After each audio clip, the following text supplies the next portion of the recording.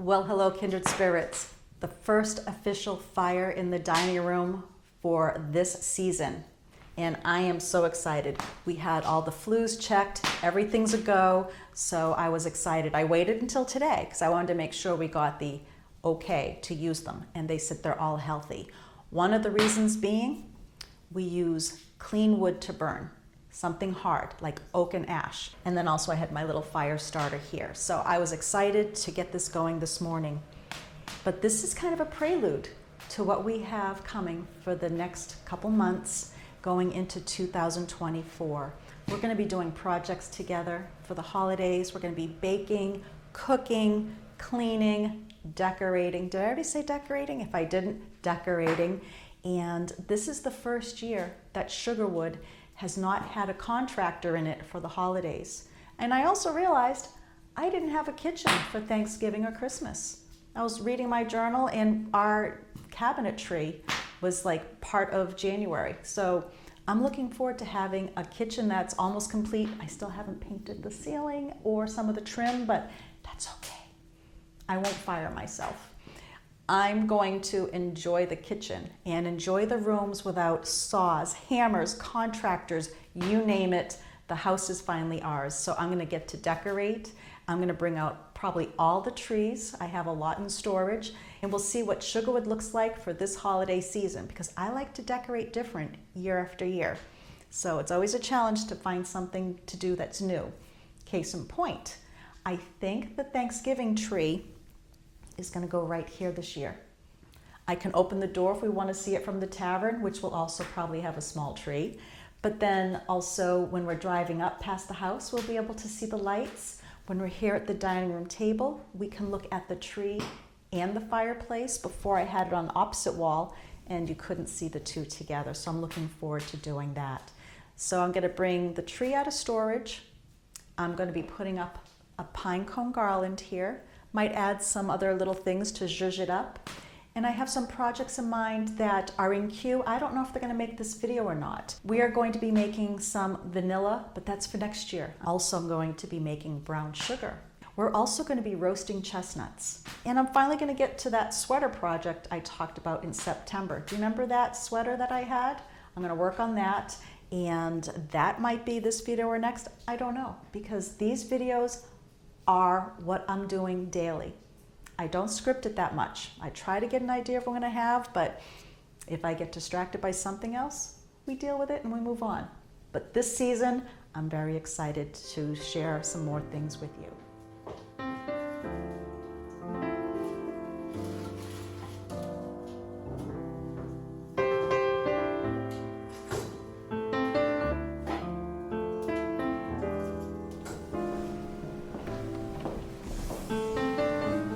Oh, that's dirty.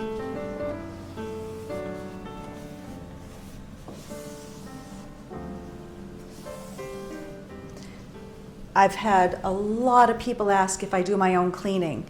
Yes, I do. And this is proof positive. It's dirty.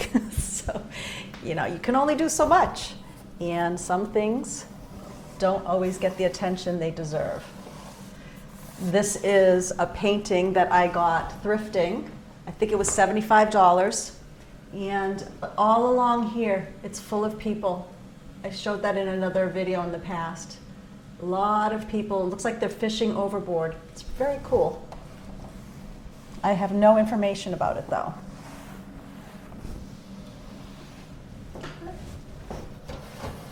Oh boy, yeah. Once again, thrifted. These were $25, and I cleaned them up. They used to hang on the outside of a house, and I know that because I had to clean a lot of paint off of them. But these were also in Groton House, and when we were selling, I knew they had to come here with the same setup that I had at the other house. I just love them. Once again, $25 for copper lanterns. You can't go wrong. So after fighting with the garland, because these are very narrow mantle tops, I ended up putting some cup hooks here, one in the end, center, and this end. And I use them quite often. I'm not afraid to put nails or little cup hooks in the wood. I could always fill them, but I use them every year for several holidays. So it is what it is. And I've also moved into quite a few other old homes where you can see where they've had their Christmas stocking hung either underneath or in front, and I love that. So what I've decided to do, I was going to do just the pine cones. They were too big, too bulky for this section. So I ended up bringing out this juniper and pine cone and blueberry garland. I have two here that I started at the ends and then I met the middles here. I still have to do some fluffing and opening it up. But I decided I wanted to bring in what I'm seeing happening outside right now. We've got the juniper. Shannon foraged some juniper berries for us so I can make a ginless gin also, but I don't know if I'll do that this video or next. I've got a lot of fun plans for us. But I ended up deciding to do what's happening outside right now. I don't want to rush to Christmas. I really don't. I want to enjoy the holiday that's coming, which is Thanksgiving.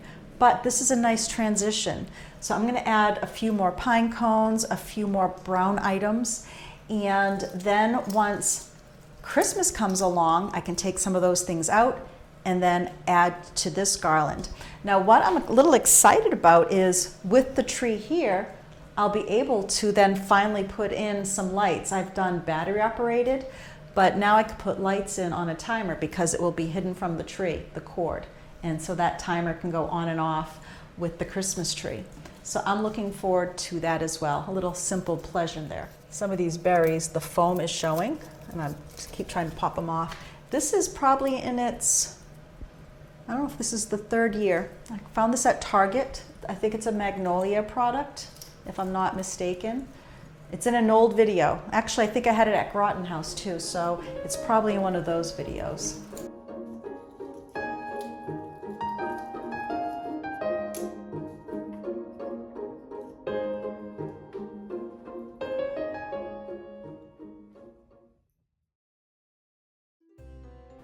The other morning, as I woke, words kept ringing over and over in my head, and that is definitely the time that I sit and journal. It happens often, and I enjoy writing those words down.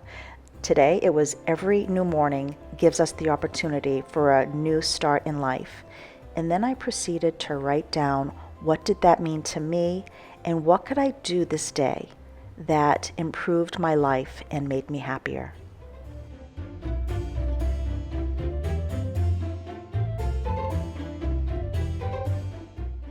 So at this time, I'd like to ask you something.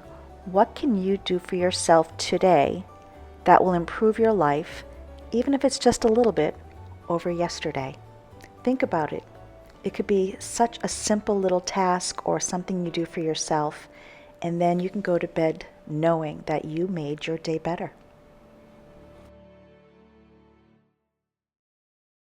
We're going to be making some vanilla extract today.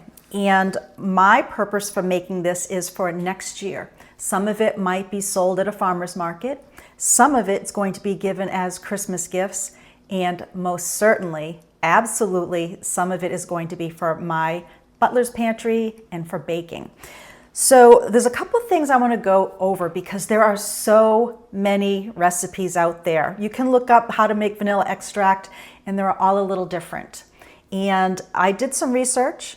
I even went as far as researching through the FDA because I wanted to make sure I was giving you the correct amount of information, but really this is not rocket science. I'm just going to give you some of the pro tips that I've learned. Now, I asked my daughter to bring her vanilla with her that she's had for 5 years, and she didn't know the reason I asked her to bring it. So prior to coming, she topped it off with her vanilla, and it was kind of lighter in color, and I just wanted to show you how deep and rich it was. So in hindsight, I probably should have told her the reason. That said, Ina Garten is also one of my inspirations for doing this because she's had her vanilla in her pantry for 30 years now. And I think that's fantastic to have a product that you can keep going and using. So here's some of the tips before I go into making my own batch. There's a key of which alcohol you should use. Now, the FDA is saying that you should not use anything lower than 70 proof, but definitely go higher. and nothing less than 35% alcohol. And you can use vodka, you can use white rum, you can use grain alcohol, which is what I'm using. I do have some Grey Goose here because I just wanted to go over a couple things with using vodka. But with Everclear or some type of grain alcohol, this particular one is 151 proof. The higher the proof, it extracts the vanilla a lot better. So if you have a really low alcohol proof, it's not going to work as well. And then I have my Grey Goose here. I had to look it up because I don't see where it's listed, but this is 80 proof and it's 40% alcohol volume. So it's still 5% above what the FDA is saying should be used. Now, you'll also see in some videos or read how many beans to add to your liquid. You want to have 1 ounce of beans to 1 cup of your liquid. In my case, my beans came already marked that I had 50 beans in here, but it didn't have the weight. Luckily, I have a postage scale here, and this is 5 ounces of beans. Now, this whole package will be 5 cups of vodka. Actually, I'm going to be using this larger container, which is 1.75 liters. This is just over 7 cups. But since the FDA is not here looking over my shoulder, I'm going to put these two together. But you'll also see out there that you can get some very large vanilla beans. By weight, they are much more. So sometimes it's just 1 to 3 vanilla beans per cup, because they're a lot larger. Once again, mine are very small. I got organic beans. These are by Cook's, grade A, organic, established 1918. And let's see, looks like they're out of California. I did purchase these on Amazon. It took a while to get to me. They have their expiration date of 2026. They are vacuum sealed, but I'm gonna use the whole package. So that is where we're gonna go with this. I am going to be using 1 large container versus a lot of smaller containers. 1, I want to go and swirl this around just once versus going through all the different bottles. 2, I want to be able to maybe draw off of this, whether I'm using it for baking or if I'm going to use some at the farmer's market or for gifts. And then you can add more of your alcohol to this mix. And I could even take out, let's say, 1 of the vanilla beans, put it in here, and give it as a gift. Now, this particular bottle, it's quite large. That would be a wonderful gift because that would be, it gets costly. But I just wanted to show you over here, I have a box that we had in the basement. These are bottles that I got for when we were making maple syrup. And what I like about them is it not only has a cap, but then I can put this on and it heat shrinks it. Once again, this is quite large to use, but if I wanted to give a housewarming gift for a friend, I'm absolutely going to fill this up, put a couple of vanilla beans in it, heat shrink it, and give it as a gift. Another thing I wanted to mention is to cut or not cut your beans. You don't cut them. You want to put them in whole because it lasts longer. I didn't read about shelf life. It's supposed to be many years, and if Ina Garten's been doing it for 30 years, shelf life is pretty darn good. I've seen in some videos they cut them. I think they're trying to extract it faster, which does work, but you also, I think, want to use it faster. So I'm going to start this project off by opening my container of vanilla beans. And like I said, I'm going to use the whole packet. These are, I want to see.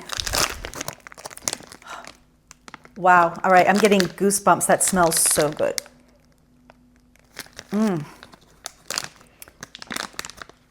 Yes. Nope. That smells lovely.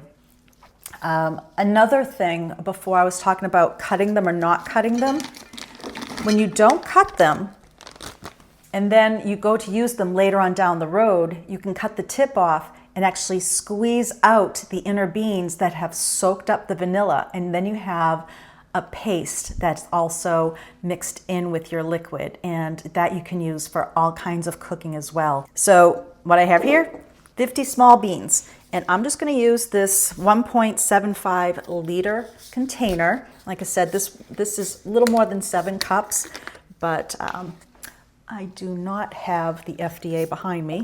Plus, I'm not selling it at a grocery store. This is for us.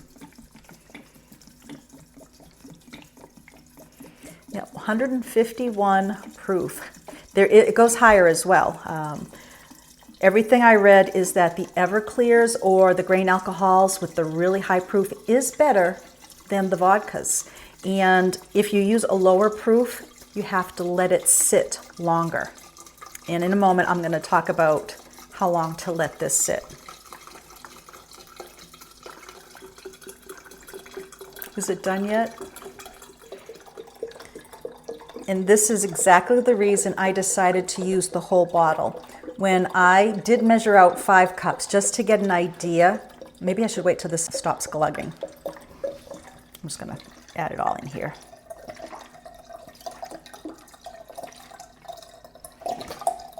Every little drop. Okay. So the reason I decided to use the whole container is I did take out 5 cups, which I knew was what I needed. And I checked the height of this, and I could tell that it wasn't going to cover the beans completely, which is what you want to do. You want to make sure that your beans are covered. You also want to have an airtight container. You're going to seal that up, and then you let this sit in a cool space. And it can be ready a month to 8 weeks, but it's best at 6 months or longer.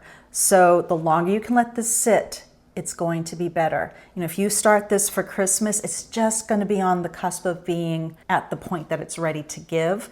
But you could also put a little note with it saying that let it sit and melt together for a little bit and it will be perfect. So there we have 7 cups, just over 7 cups of what is going to be vanilla extract that I will be giving to friends, using myself, and who knows, maybe selling at our farmer's market next year. I like it.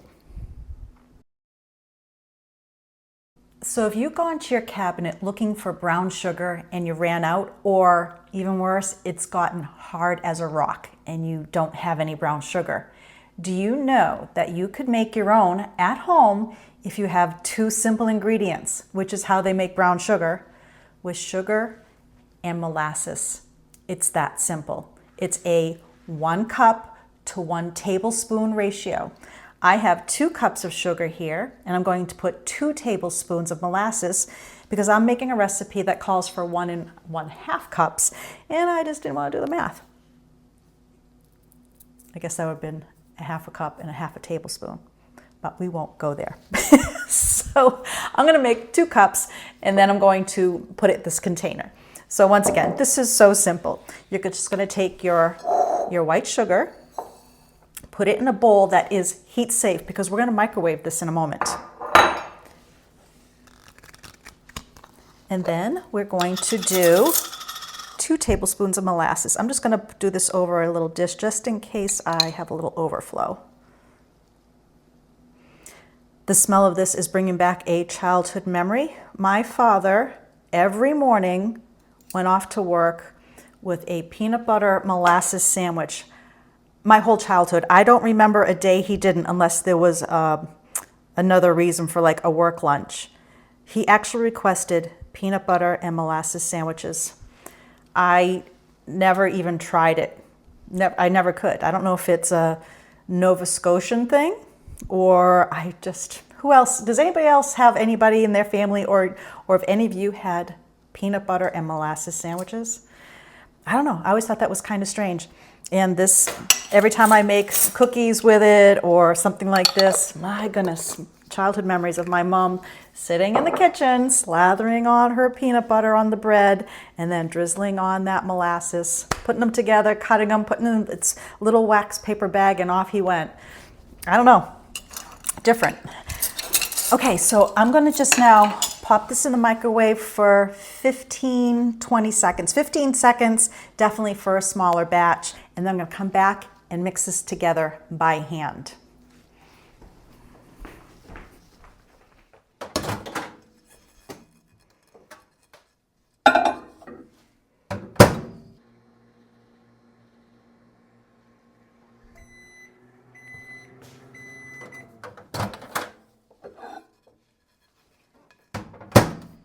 Okay, I took my rings off for this one because it's going to get a little messy. And all we're going to do is just now mix this together. Just making sure I'm getting all of those little clumps of molasses. I want to have it mixed nice and thorough. Seeing a few little droplets there. And once I put this in my large jar, I'm going to keep it in the pantry until I use it for my baking project.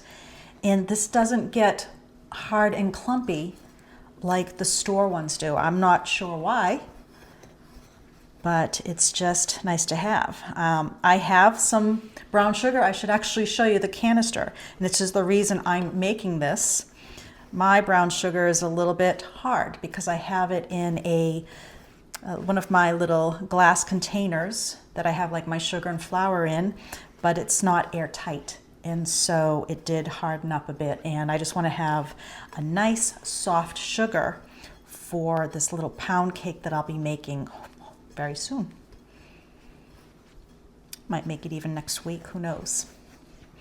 I also have a recipe that a kindred spirit sent me last year. It doesn't have brown sugar in it, I don't believe, and I gotta find it. I took it out. It's a cranberry orange cake. All right, I'm gonna do a close-up to show you this, but it is a beautiful batch of brown sugar that we have. I'm gonna wash my hands, and I will show you this in a moment. So here we have our light brown sugar ready for me to make a recipe with, and I will have some extra that will go in then a smaller container until I make more.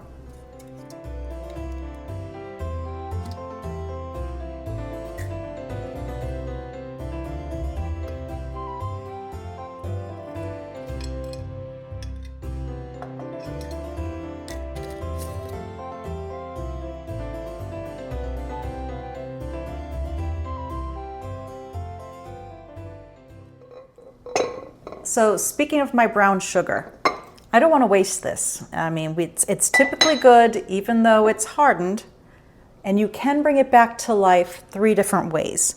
The first way is putting in some apple slices. It's going to help add some moisture back into the container.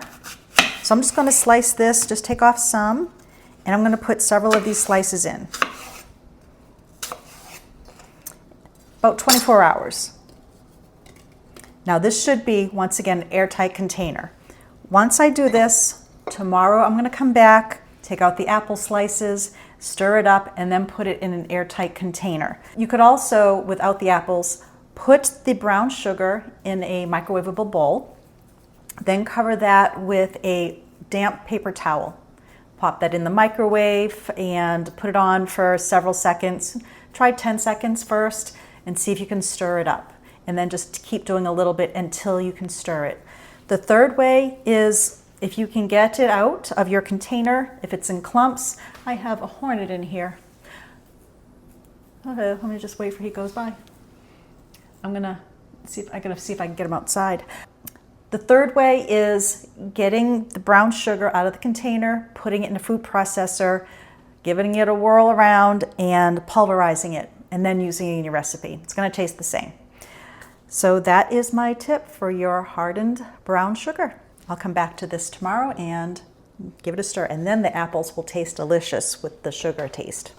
Okay, it's the next day. I have not tested this brown sugar yet that we put the apples in. I'm just gonna grab a dish here to put the apple slices on.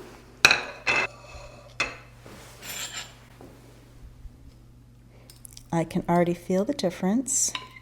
Wonderful little trick, and like I said, these apples are going to taste delicious as well.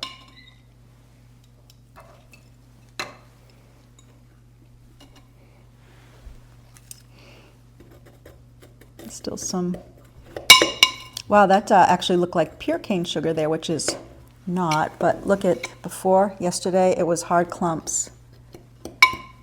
So if you are running low on brown sugar, like I said, you can either make your own like we did, or if you have some that's hard and you have the time, you can put apples in it for 24 hours or put paper towels that are dampened on top of a bowl in the microwave.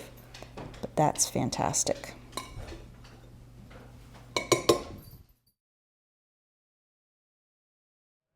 Well, here it is Saturday morning, and Ben brought in the tree for me. I still have the top to put on. And my plans for today were to put the tree together, said 2 parts, and at least put the lights on and get some house cleaning done, get some orders out. But I got an invite to the gathering in Ashby. I know actually I shared their store with you. They're having their Christmas open house today. And I twisted my own arm to go to the Christmas open house because I know I'm going to find a few things for the house for the holidays, along with some inspiration. So, needless to say, this tree will be standing here when I get back. No worries, it'll get done. And tonight I can put the lights on and at least prep. I brought in the box of ornaments, my dried fruits are here, and we will get it done. You'll probably see that in the next video, unless I go super crazy and do it by tonight and get it on this Sunday's video. We'll see. But until then, I'm going to take you shopping, and I'll probably just show you a few highlights and close-ups because I really want to enjoy this time out. Are you ready to see some beautiful holiday decorations? Now, I'm going to say they're going to be beautiful because I've been to this shop once, and that was in the fall, and it was beautiful then. While I have you, though, I want to show you something. This is a little prototype that Shannon made. I'm going to flip it around here. Let me see which is... So that's the wrong way. I'm looking at a reverse here. She made a New England necklace for me. This is a prototype. It's made out of sterling silver. And she's going to think about making a limited edition. She cut it by hand. So she's going to look at some ideas and maybe modify. But if you think you might be interested in a limited edition necklace made with sterling silver, let me know. And I will forward the message along to her. All right, let's go take this beautiful drive. The sun is out, white billowy clouds, and it's a perfect day to play hooky when I should be doing some things in the house. But that's what life's all about, enjoying it. So let's go.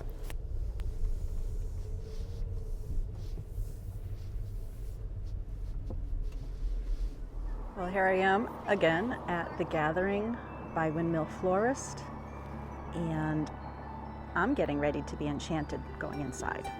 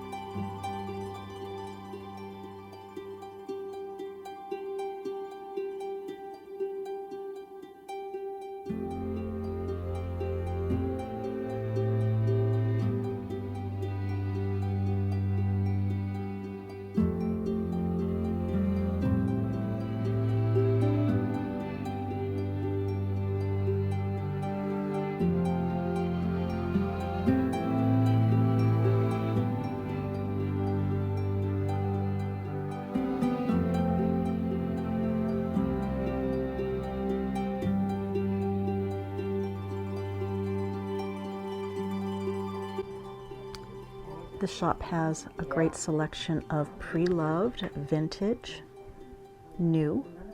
I see a lot of New England brands, American brands. Little something for everybody.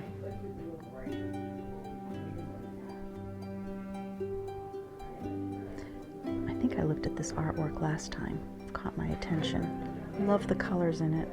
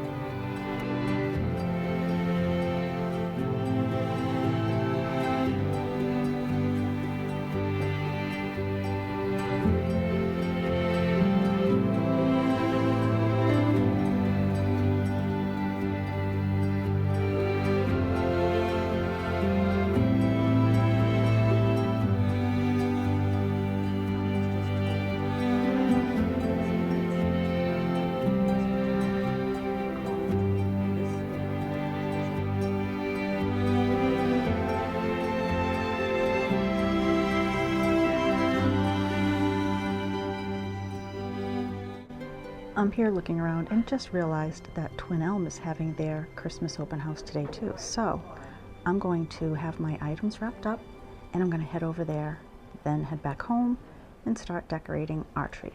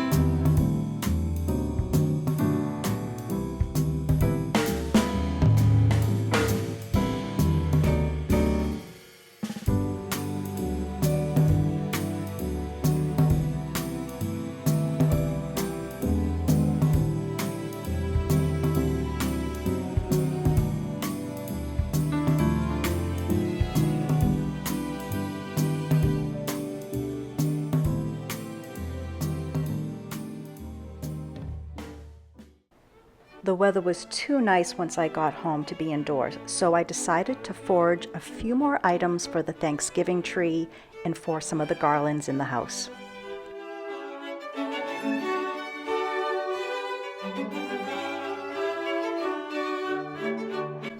I envision just a hint of sparkle on these so that they'll catch the light on the Thanksgiving tree and on the garlands. I don't believe I used any of the ironweed last year. I can't wait to show you what these look like close up. They're very fluffy little palms, and once again I can see these on the Thanksgiving tree and in the garlands as well. Well, kindred spirits, that's it for this video. I hope you got a little inspiration to create your own version of fine living at home, and I will be back very soon because I'm going to have part 2 of decorating the Thanksgiving tree, and I have quite a bit more to show you. Until next time, friends, bye now.